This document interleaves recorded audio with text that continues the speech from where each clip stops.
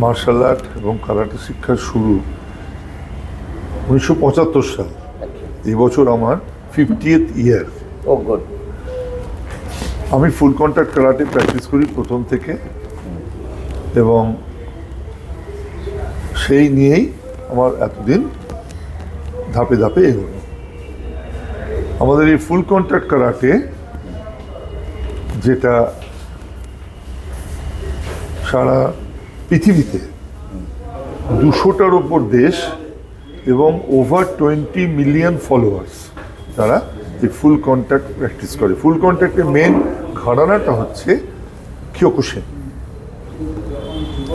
Karate actually দু রকম হয়, নন কন্ট্যাক্ট, ফুল কন্ট্যাক্ট। নন কন্ট্যাক্ট যে ঘরানা, প্রথম দিকে ওকিনাওয়াতে যারা গুরু ছিলেন, শতকান, শিতরিউ, ওয়াদরিউ, সোরেনরিউ, এরকম বিভিন্ন যে ঘরানাগুলো, এরা সবাই আগে ফুল কন্ট্যাক্টই প্র্যাকটিস করতো, কন্ডিশনিং সব কিছু ছিল।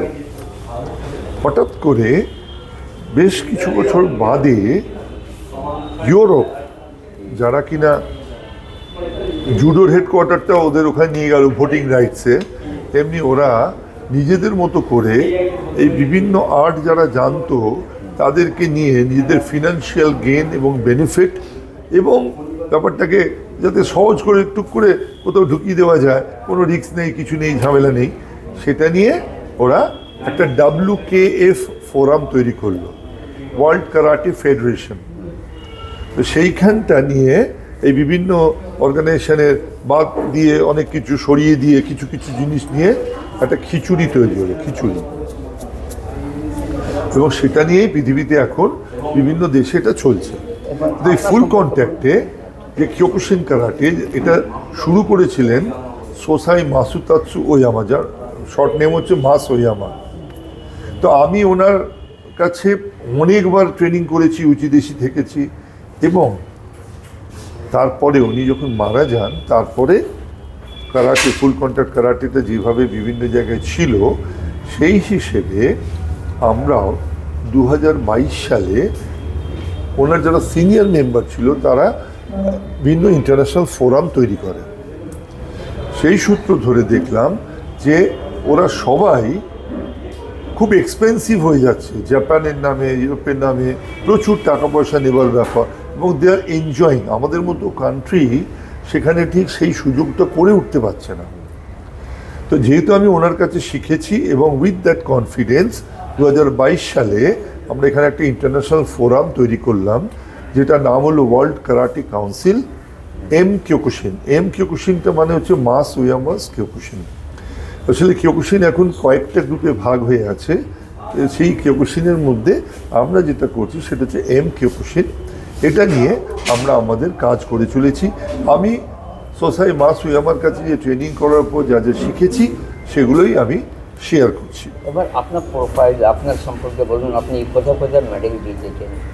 আমি বিভিন্নভাবে টুর্নামেন্ট লড়েছি, ইন্ডিয়াতে আমার পজিশন আছে, এবং হাওয়াইতে আমি কয়েকবার গেছি, ট্রেনিং করেছি, টুর্নামেন্ট লড়েছি। আমার যেটা সাউথ ইস্ট এশিয়ান চ্যাম্পিয়নশিপে আমি হয়েছিল, যেটা সিঙ্গাপুরে 1982-তে, তো সেই সময় আমি সেখানে রানার আপ হই। তারপরে ইন্দোনেশিয়াতে হয়েছিল, সেখানে আমি কোয়ার্টার ফাইনালিস্ট, এবং সেখানে ওরা অ্যানাউন্স করেছিল 6th পজিশন। এবং হাওয়াইতে যখন আমি যাই, সেটা এশিয়ান প্যাসিফিক চ্যাম্পিয়নশিপ ছিল, সেটাতে আমার পজিশন হচ্ছে 4th।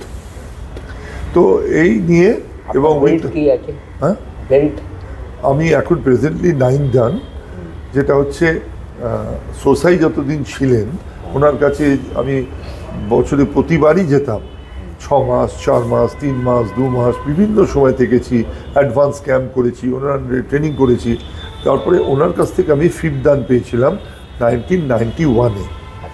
তো 1991-এর পর যখন উনি 94-এ মারা যান, তারপরে অর্গানাইজেশন বিভিন্নভাবে যখন ভাগ হলো, সেই বিভিন্নভাবে অবস্থায় থাকতে থাকতে আমি এশিয়ান চেয়ারম্যান ছিলাম প্রায় 16 বছর, এবং সেটা আইকিউ 2 নামে ছিল। পরে যেটা ইন্টারন্যাশনাল নাম হলো শিন কিয়োকুশিনকাই।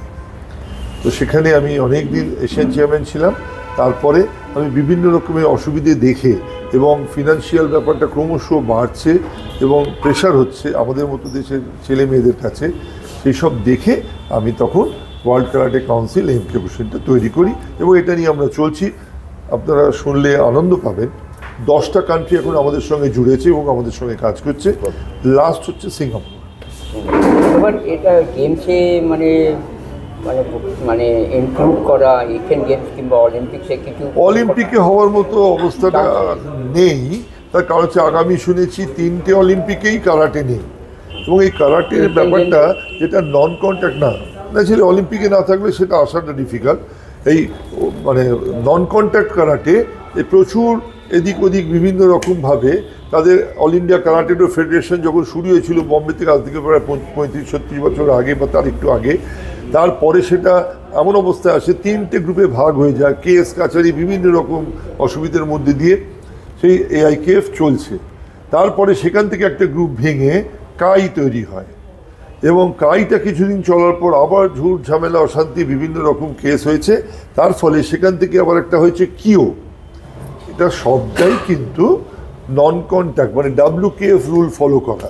যারা চেঁচিয়ে বলে আমরা অলিম্পিকে আছি, আমরা সবসময় অথেন্টিক কারাটে শিখুন, অথেন্টিক মানে কি কেউ কাউকে ছোঁবে না, কেউ কাউকে টাচ করবে না।